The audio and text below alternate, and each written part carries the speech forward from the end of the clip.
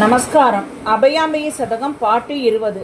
பாகு சேரு மொழியணங்கே பணத்தை அணியும் சதுர்த்தோழி பாதி மதியும் கதிரணியும் பரமனான வெளிச்சுடரே ஆகும் பருவம் அறிந்தென்றன் ஆவினாலும் உபயபதம் அடுத்து கவிதை சார்ந்தொடுத்தே அமைந்து பொழிய வரம் தருவாய் ஏகு மயக்க துற்றருடன் இனிதாயனை சேர்ந்தகற்றாதே இமவான் அளித்த திருமகளே எங்கும் நிறைந்த பெருவெளியே வாகு பொருந்தும் கிருஷ்ணனது வரிசை துணவி சுகவதனி மயிலாபுரையில் வளரிசன் வாழ்வே அபயாம்பிகை தாயே மயிலாபுரையில் வளரிசன் வாழ்வே அபயாம்பிகை தாயே மயிலாபுரையில் வளரிசன் வாழ்வே அபயாம்பிகை தாயே.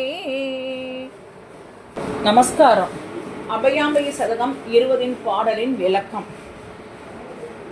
பட்டர் அன்னையிடம் உனக்கு எப்படி நன்றி தெரிவிப்பேன் என்று சொல்ல, அன்னை அவரிடம் செந்தமிழ் பாவால் என் சிந்தையை குளிரச் செய், அதுவே போதும் என்று அசரீரியாய் அறிவிக்க, அப்போது அவர், தாயை, நான் கல்வி அறிவு அற்றவன், எங்கனம் எப்படி பாட முடியும் என்று கேட்க, அன்னை அபயாம்பிகையை அவர் அகத்துள் நின்று அபயாம்பிகை சதகத்தை ஏற்றினாள் என்பது தெரிய வருகிறது. என்னே அவரது பாக்கியம்! வெள்ளப்பாகு போன்ற இனிய மொழி கொண்ட தெய்வ பெண்ணே, பாம்பை அணிகலனாக அணிந்திருக்கும் அன்னையே, 4 தோள்களை கொண்ட நாயகியே, சந்திரனையும் சூரியனையும் ஆபரணங்களாக கொண்டவளே, பரவலிக்கும் மேலே யாருக்கும் புலப்படாத நாணச்சுடரே, யமன் என்று வந்து என்னை கூட்டிச் செல்வான் என்று எனக்கு தெரியாது. ஆதலால் யான் இப்போதிலிருந்தே உனது பதம் அடைய பாமாலை தொடுக்க வரம் தருவாய். துஷ்டர்களின் சகவாசத்தை தவிர்த்து நல்ல சத்சங்கத்தில் நான் சேர்ந்து உன்மீது தொடர்ந்து பாடல்களை ஏற்றிக் கொண்டிருக்க வேண்டும். இந்த என்னுடைய வேண்டுகோள்களை நிறைவேற்றி தர வேண்டும் தாயே.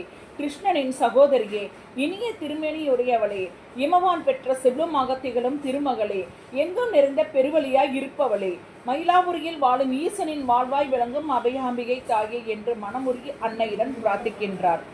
அன்னை பாம்பை அணிந்திருப்பது பக்தர்களின் பயத்தை போக்க, அன்னை சூரிய சந்திரர்களை தன் செவிகளில் கொடைகளாகவும் திருமுகத்தில் கண்களாகவும் திருமேனியில் மார்பங்களாகவும் கொண்டுள்ளாள் என்பது சுருதி பிரமாணம்.